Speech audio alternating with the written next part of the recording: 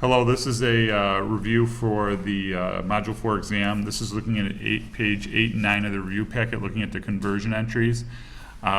Period 1, we started going over this in class, and there's a little confusion, so I figured out what I was looking at here.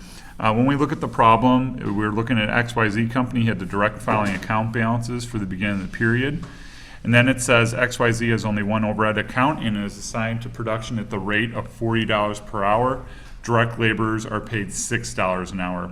So what this is telling us, and when we look at the problem, this is what they are going to apply for the rate on the overhead account. They're going to apply $40 in per hour. So that solves our issue that we were looking at with the second entry. Okay, so let's go through the problem here. It says 950 direct labor hours were used. So if we use 950, remember that's direct labor, so that goes into WIP.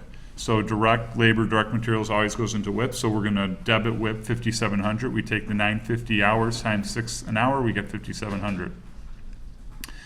So we're going to debit WIP and credit the payable.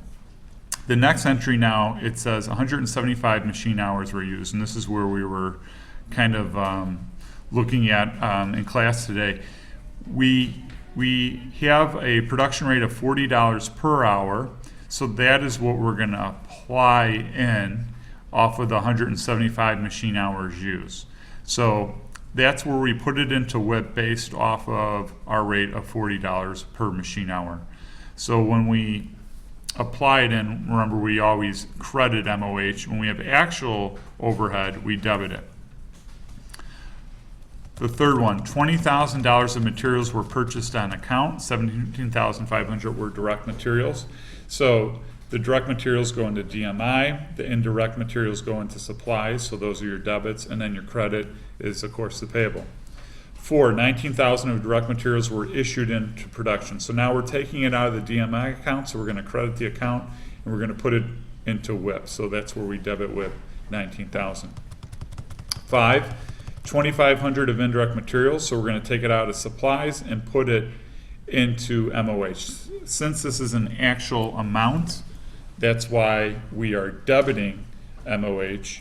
And remember on 2, we were applying it up here, so whenever we apply it, we credit it, and when we have actual overhead, we debit MOH. 2,000 of indirect labor was used in production. So this is, once again, this is an actual amount. So we're going to debit MOH and credit wage payable. Whoop, sorry about that. Scroll down here. Kind of jumped on me.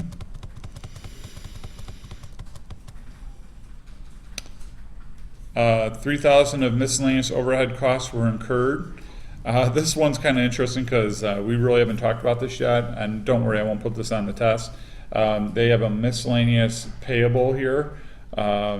This is kind of a little more detailed than what we've been looking at, but when we have miscellaneous overhead, it's an actual amount. So once again, we're going to debit MOH, and then we have this account called miscellaneous payables.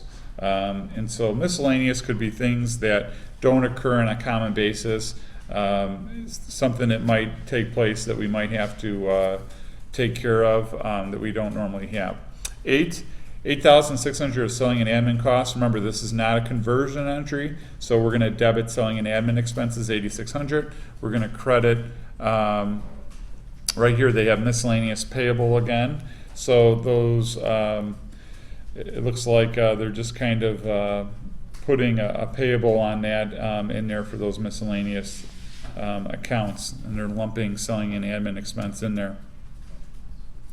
Then 9, we have job costing $26,900 were finished. So remember, when we finish it, it's going to come out of WIP and go into finished goods. So there, it's on the next page. So we're going to lower WIP by crediting it, and we're going to increase finished goods by debiting it. Then the last one here, we have our, this is our big time. We're making our sales, so we're selling 55,000.